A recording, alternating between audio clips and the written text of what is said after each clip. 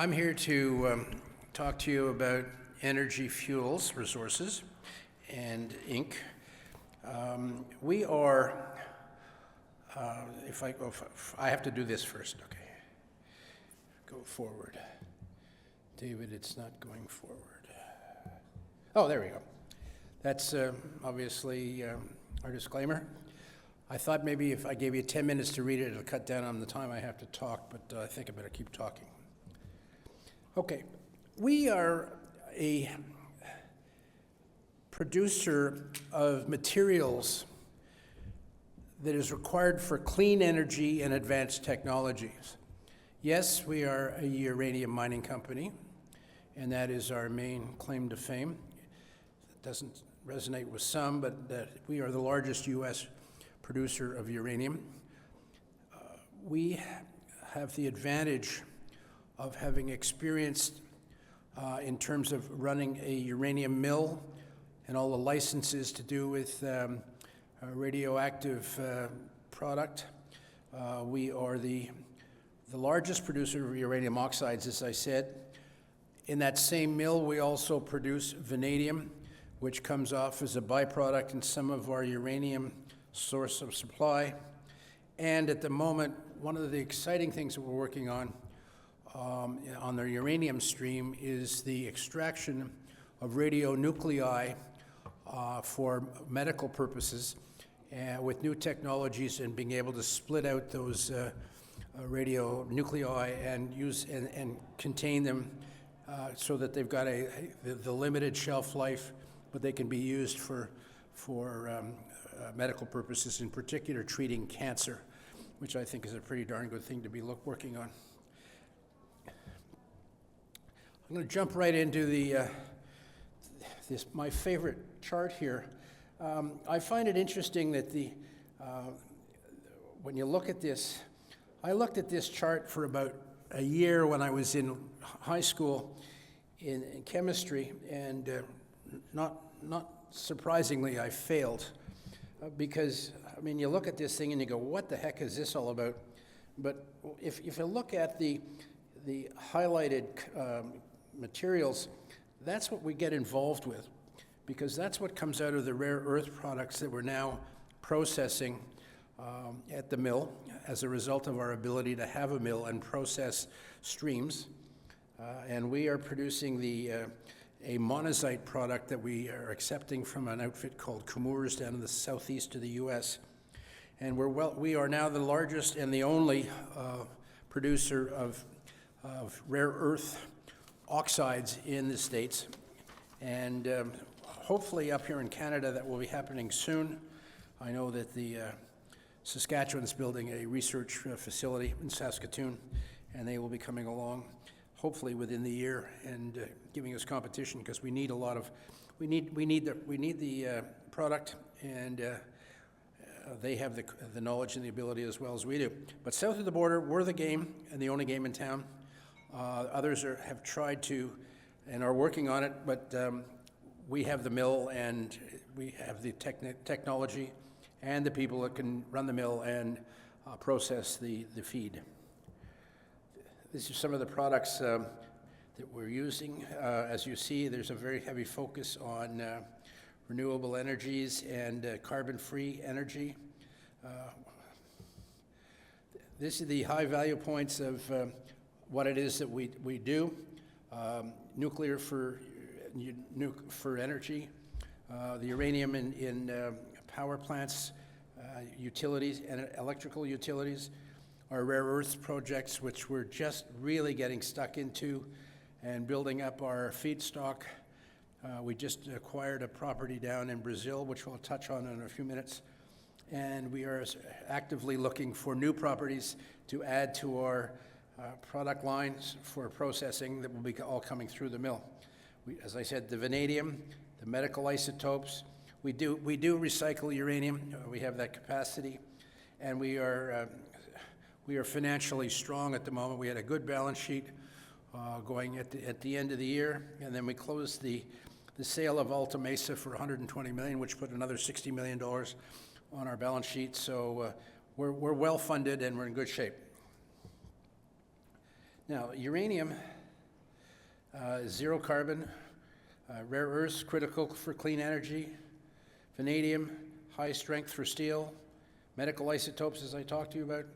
It's kind of a repeat of what I just went over, but I just want to get the point that we are not just a uranium company, and we're certainly not just a rare earth company.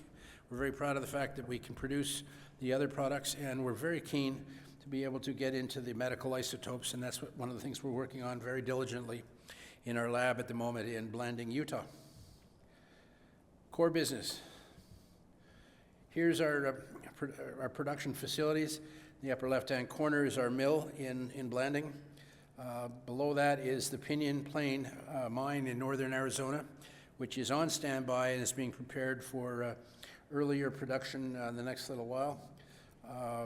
We also have the Nichols Ranch in situ recovery facility. It's up in Wyoming, and that would we can crank that up again. It won't happen overnight, but it's on standby and can be quickly, in terms of production term, quickly, probably 6 months to a year, but we can then start producing up there again. And Sheep Mountain, which is a licensed open pit and underground facility with a large uranium base commodity source that is on our list of to-dos. The problem is, of course, as many of you know, right now we're looking at about a $51 US a pound uranium price. I mean, thanks to people like Sprott, et cetera, who have been buying it on the open market during 2022, the price has risen dramatically. But I've heard many say that the number probably should be closer to 70 before people really get unlock the doors and really start up the process. So we'll see where that takes us over the next couple of months. Frankly, we don't intend to process any uranium in 2023. We are going to be focusing on our rare earth products. But we are where we are as a result of uranium, and we're very pleased the way that the product has gone. So it's kind of a rehash. This is us against them, and always when you prepare a chart, it's our version of what we think is where we're at. But in fairness, we've got all the green ticks, and so at the end of the day, that obviously means that we're better, but I'll let you figure that out on your own. Yeah, the great driver is the rare earth.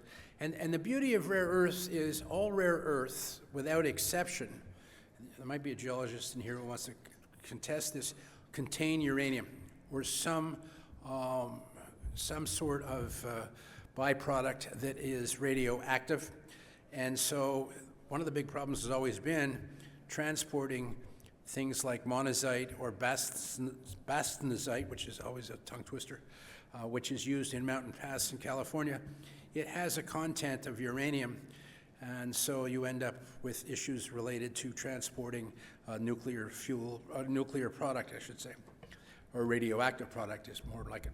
Anyway, what got us particularly interested was we had a mill, we had the capacity to process it, and we had all the licenses and the know-how and the expertise. So it was just a natural progression for us. And we started in the spring of 20, and by 21 we were producing a rare earth carbonate that we were then bagging and shipping over to Europe for further downstream production. One of the things that got us very keenly involved in the whole process was the US and Canada used to produce a lot of the inherent ability to produce a lot of the things, as an example I'll use, the radioisotopes. For those who are old enough to remember, we used to produce radioisotopes out of Chalk River in Canada for years. At one point in time, North America had 80% of that market. And from about the mid-60s on, we've let it go, and not only in Canada, but the US. And at the end of the day, the Chinese were more than happy to pick it all up. So with the process of, with the rare earths suddenly coming out of left center field and the whole process of magnets and all the new technologies. We looked around and there was nothing going on in the North American continent. It was all being done in China. And our efforts are really as a function of trying to bring the supply chain back to the North American continent and not having it shipped off to places afar where people don't necessarily play by all the rules and we don't necessarily get along with all the time. So that was really one of the motivating reasons that we got into the whole scenario of rare earths. There you go.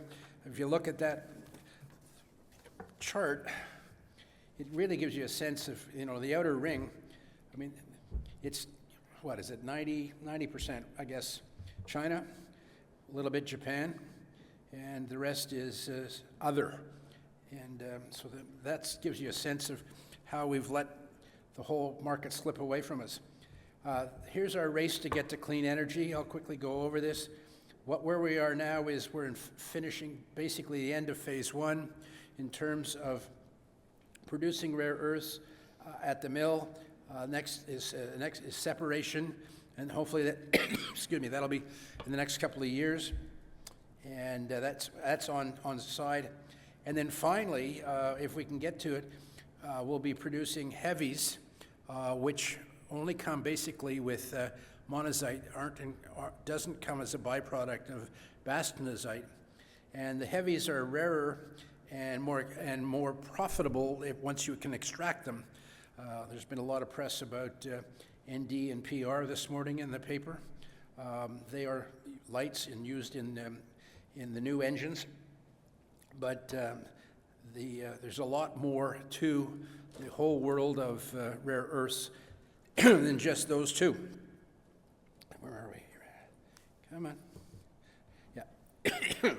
So there, going over what I just said. Separated rare earth oxides, 23, 24. That's where we're at now. And then we're trying to move the whole thing forward. The whole idea is take it out of the ground, mine it, process it, produce it into the finished product, and then put it into what you want to go to, a car engine or whatever other application it has, and do that onshore. And that's what everybody's working toward, and I don't think you got any great surprise with that. Here's our Brazilian property. I'm told that it's very attractive. It's right by the beach, but it's not like Ipanema. It's way up north, and as a result, we have now been drilling on there for quite a period of time, and we have enough rare earths there alone to last, we don't know how long. We're talking about decades. So we're very pleased to have that, and we're putting together the infrastructure to be able to barge that up to North America, have the host ore extracted somewhere down in the southeast, Jacksonville, somewhere like that, and then from there, bring the final monazite up to the mill, be it our mill still in Blanding or somewhere else, and process it into the rare earths, and then we'll take it from there. What else we got? Okay, the upper corner is those bags of rare earths, and all the happy people. The bottom right is the pilot scale solvent extraction, and as I say, it's really a chemistry set. It's all about putting it through the various chemicals and isolating whatever it is that you're trying to produce. Energy fuels are unique advantages. I could beat the drum all day, but here we go, with an overview. So I guess the message I want to leave, because I'm running out of time and David will yell at me, is we are a successful uranium mining production company. We're layering on top of that an integral component being the production of rare earths. And also at the same time, we'll be producing vanadium and hopefully the radionuclei. And I can go through this. I'm sorry, I'm running out of time here quickly. You don't need to know financials. As I said, we're strong. These are dated. These are September 30th. I don't have a slide further than this. We're substantially better off than that. Hidden assets, working capital, much greater than that. We got the proceeds from the sale. We have in the can already 847,000 pounds of uranium inventory and almost 1 million pounds of vanadium ready to go. So when the market price comes back, we'll be able to move without necessarily mining. And having said that, I think I'm a little over time, David, but here you go.